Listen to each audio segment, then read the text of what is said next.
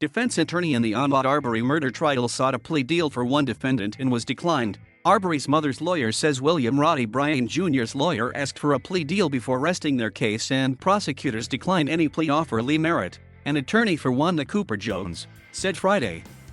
The district attorney's office that is prosecuting the case declined to comment about being approached about a plea deal. Reporters outside the courthouse Friday morning asked Kevin Koff, Bryan's attorney, whether he asked prosecutors for a plea deal. "I don't know what y'all are talking about," Goff responded as he walked toward the entrance. The claim about a plea deal request comes as defense attorneys are expected to begin closing arguments Monday after 10 days of court proceedings and testimony from more than 20 witnesses and investigators. The defense rested its case Thursday, and lawyers and the judge were working in court Friday on what instructions to give to the jury. Arbery's family has said he was out for a jog when he was killed.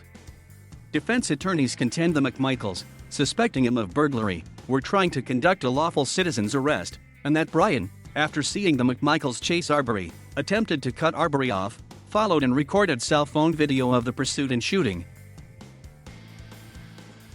The younger McMichael testified he shot Arbery in self-defense as he and Arbery wrestled over McMichael's shotgun. All three defendants have pleaded not guilty. The trial has touched on a number of issues of national concern, from the role of race in the criminal justice system to how video evidence can spur action, the limits of self-defense rights, and the consequences of using firearms on public streets. Supporters of Arbery have held prayer vigils and marches outside the courthouse in Brunswick, the seat of Glynn County. Charges were not filed against the defendants for months until Bryan's cell phone video emerged, sparking outrage and condemnation over the glacial progress of the case. Additional charges levied against the defendants include aggravated assault, false imprisonment, and criminal attempt to commit a felony. If convicted, each man could face life in prison without the possibility of parole. All three men have also been indicted on federal hate crime and attempted kidnapping charges. Prosecutors cite inconsistencies from Travis McMichael. According to testimony, the deadly pursuit started with this: a neighbor called police on the afternoon of February 23 to say a man later identified as Arbery was at the construction site alone. Arbery ran off as the man called police, the neighbor testified.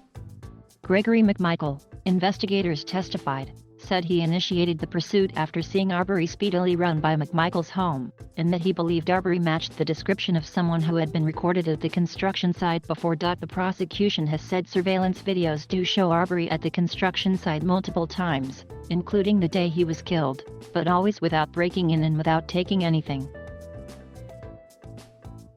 However, prosecution witnesses have testified that the McMichaels did not know for certain at the time of the chase that Arbery was at the site that day, or whether the man in the videos had ever taken anything from the construction site. Travis McMichael testified that on the day of the shooting, his father told him he saw the guy that has been breaking in down the road.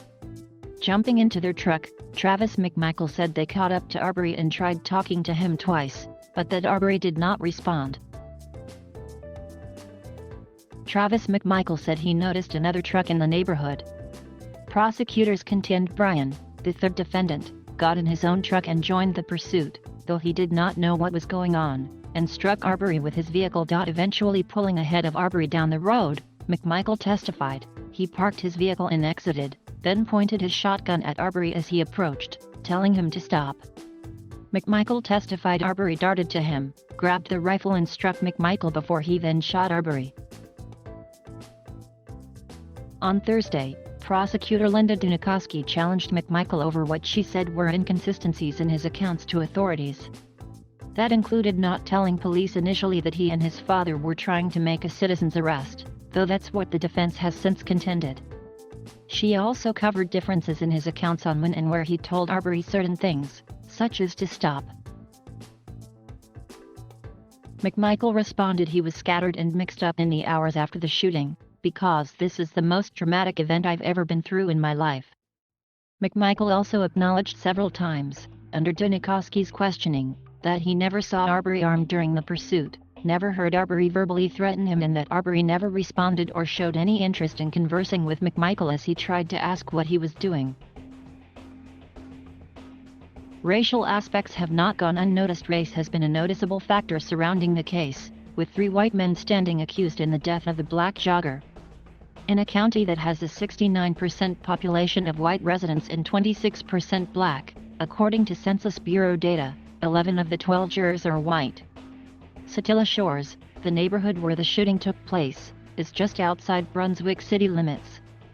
About 55% of the 16,200 residents in Brunswick are black, compared to 40% who are white, according to the census data. Judge Timothy Walmsley said before opening statements he would allow the case to move forward, but he said the court has found that there appears to be intentional discrimination in the jury selection. Ben Crump, an attorney for Arbery's father, said Arbery had been denied justice and was highly critical of the jury makeup, adding, "A jury should reflect the community," he said on November 4. Days prior, Bryan's attorney Kevin Goff complained that older white men from the South without four-year college degrees, euphemistically known as Bubba or Joe Six-Pack, seemed to be underrepresented in the pool of potential jurors that had turned up. As testimony proceedings moved forward, Goff continuously decried the presence of black pastors in the public gallery who were there to offer support for Arbery's family. Last Thursday, noting the attendance of the Rev. Al Sharpton during the trial, Goff said he had nothing personally against Sharpton, adding, "We don't want any more black pastors coming in here or other Jesse Jackson, whoever was in here earlier this week, sitting with the victim's family trying to influence a jury in this case." Goff apologized for his remarks the next day. Walmsley stated throughout the case that as long as there were no disruptions from the gallery, no measures would be taken by the court regarding attendance. Thank you for watching. Please subscribe